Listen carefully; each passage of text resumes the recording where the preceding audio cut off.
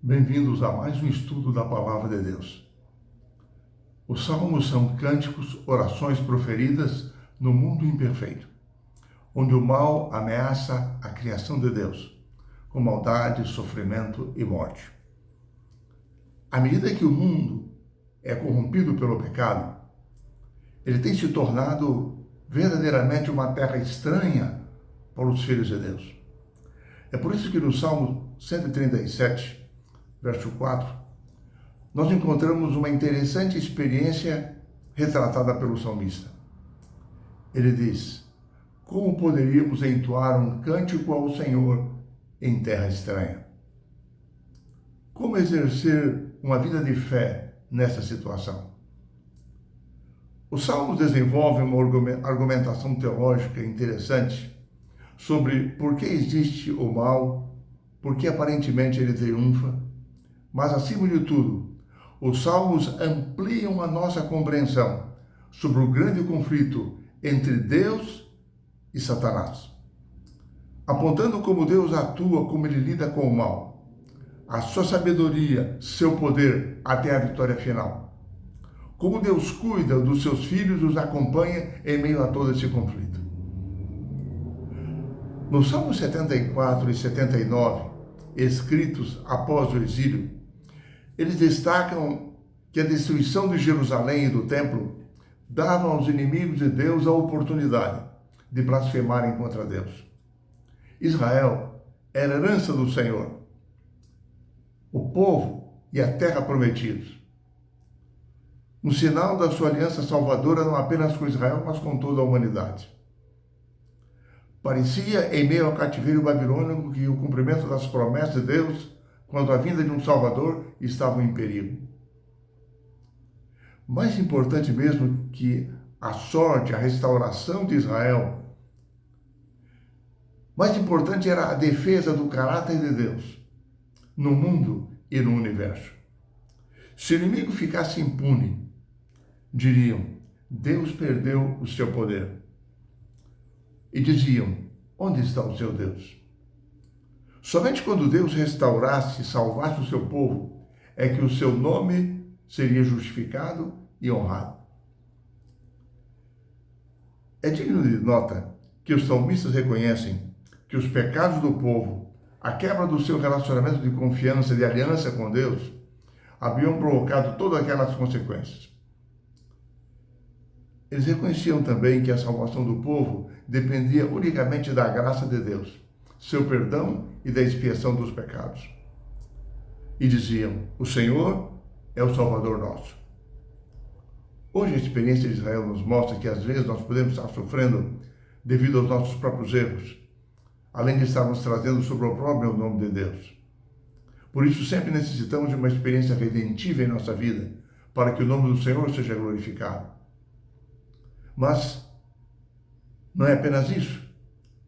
Porque, embora muitos salmos reconheçam e presumam o sofrimento como consequência das nossas próprias escolhas e ações, e relacionem o perdão e a misericórdia de Deus com a cura, nós percebemos em muitos salmos, como os Salmos 88 e o Salmo 102, que eles reconhecem o sofrimento do inocente povo de Deus, mesmo dos justos.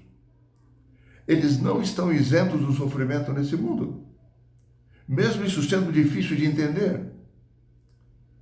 E assim é que nesses salmos, quando se encontram na sombra do vale da morte, à beira da sepultura, os salmistas relembram as maravilhas de Deus, sua bondade, sua fidelidade, sua justiça. Eles não negam o amor de Deus, eles reconhecem o Senhor como sua única salvação. Confiam na misericórdia e na graça de Deus.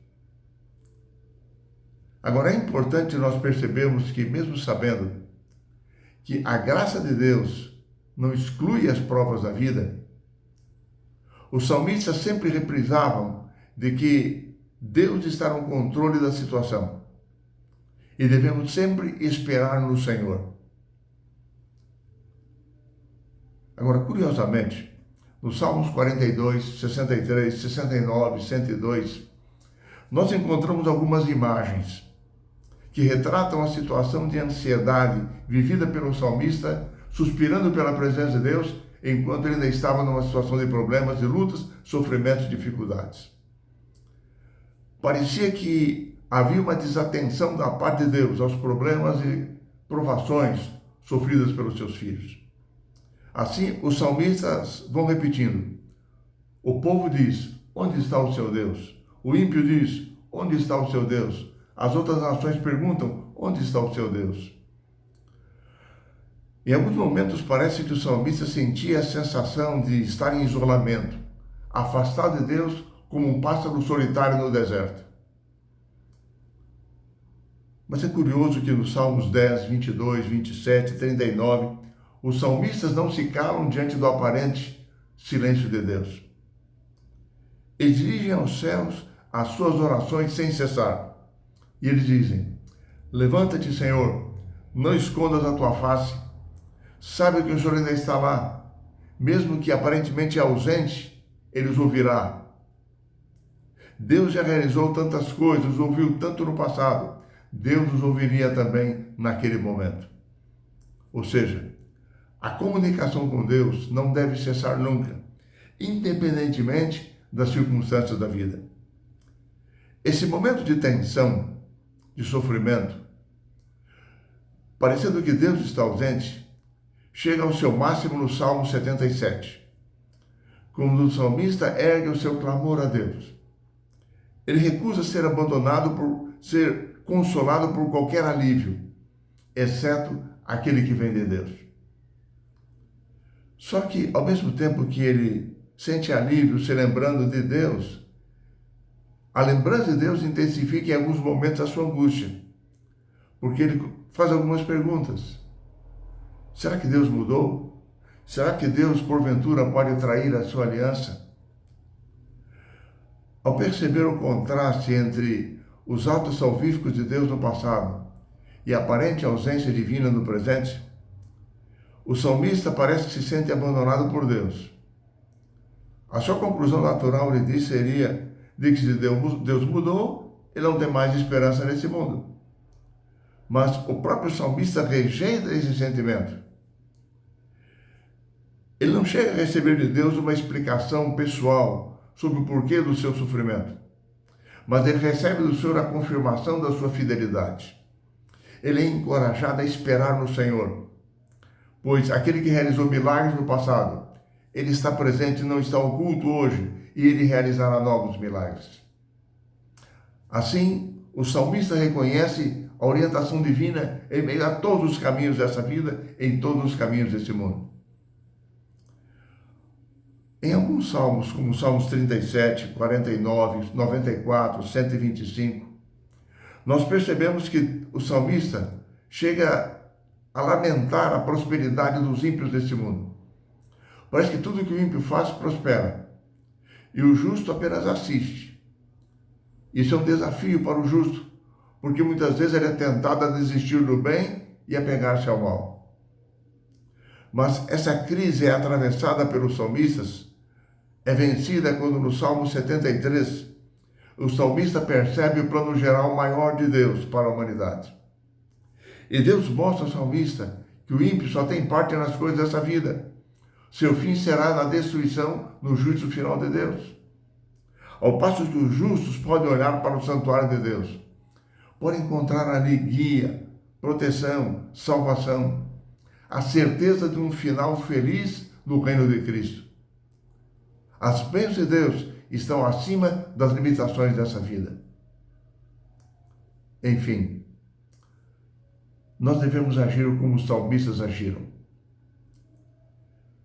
Diante das incertezas, da aparente vitória do mal, no mundo que nos parece uma terra estranha, mesmo quando em meio a sofrimento, perplexidade, parece-nos que Deus escondeu de nós o seu rosto. Nós devemos, aprendemos no livro de Salmos, confiar no amor, na justiça, na sabedoria e na misericórdia de Deus. Em segundo lugar, devemos lembrar-nos sempre dos seus atos salvíficos e de salvação e de misericórdia, da sua fidelidade para conosco no passado. Em terceiro lugar, nós somos convidados em cada salmo a confiarmos em que o Senhor está acompanhando cada dia, passo a passo, a nossa vida. Mesmo quando não o vemos, mesmo quando a nossa fé é provada, mesmo quando estamos em sofrimento, devemos crer, confiar vivamente que Deus está ao nosso lado, a nos guiar, a nos proteger, pronto sempre para nos salvar. Que essa seja a sua e a minha experiência ao aprendermos essas maravilhosas lições no livro de Salmos.